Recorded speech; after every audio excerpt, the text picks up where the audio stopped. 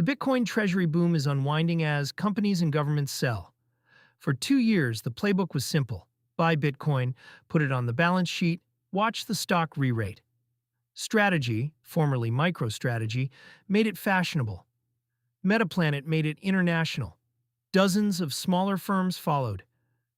Now the conveyor belt is running in reverse. 4 separate entities, 3 public companies and 1 sovereign nation, have reduced their Bitcoin holdings in the past 2 weeks. The selling is not coordinated, but the timing tells a story about what happens when the accumulation thesis meets quarterly cash needs and a market stuck in fear. Riot Platforms sells for AI, not conviction. Riot Platforms, the second largest publicly traded Bitcoin miner, sold 500 BTC last Wednesday for approximately $34 million. That single transaction was part of a broader liquidation pattern.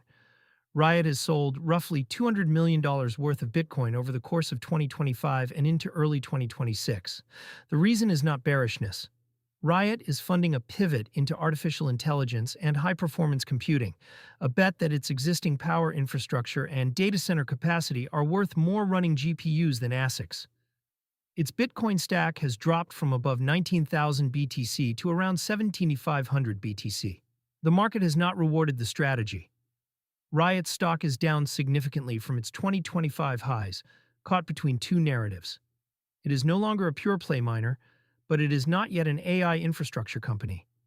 Empery Digital, down 75% and still selling. Empery Digital, ticker EMPD, sold 370 BTC at an average price of $66,632, bringing in $24.7 million. The company still holds 2,189 BTC, but its stack has shrunk steadily from a peak around 4,000 BTC in July 2025. The more painful number is the stock. EMPD is down 75% from its all-time high of $15.80, a reminder that buying Bitcoin for the balance sheet does not guarantee the equity re-rating that strategy achieved. Smaller firms lack the convertible debt machinery, the options market liquidity, and the brand recognition that make the strategy model work at scale. For Empery, selling BTC is now about servicing obligations, not about timing the market. Genius Group liquidates to zero. Genius Group, GNS, went further than trimming. It liquidated its entire Bitcoin position, selling a final tranche of 84 BTC and using the $8.5 million in proceeds for debt repayment. At its peak in March 2025, Genius Group held 440 BTC, from 440 to zero in 12 months. The company has paused its treasury building program, corporate language that usually means the program is dead until the balance sheet improves. Genius Group's experience is the clearest illustration of a pattern. Firms that copied the strategy playbook without strategy's financial engineering ended up forced sellers during exactly the kind of drawdown they were supposed to be holding through.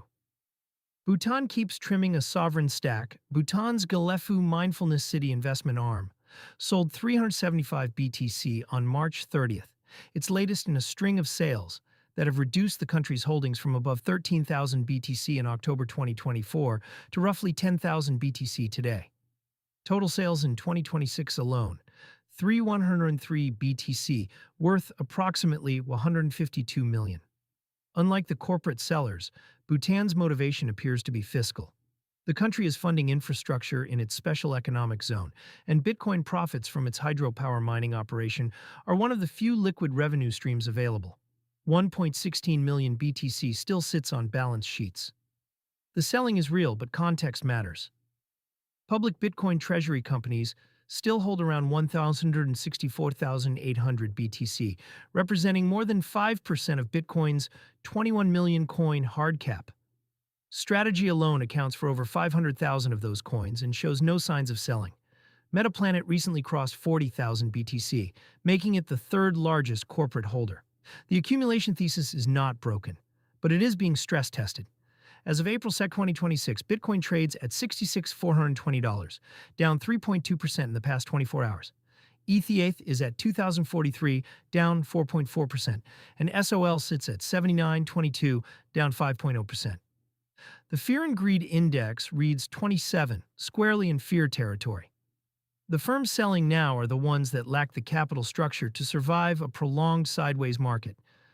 They bought the thesis but could not afford the carrying cost. The firms still holding Strategy, Metaplanet, Marathon are the ones with convertible note programs, options, premium income, or sovereign scale patience. That divide is the real story. The Treasury boom is not over. It is just separating the firms that can actually execute it from the ones that borrowed the idea.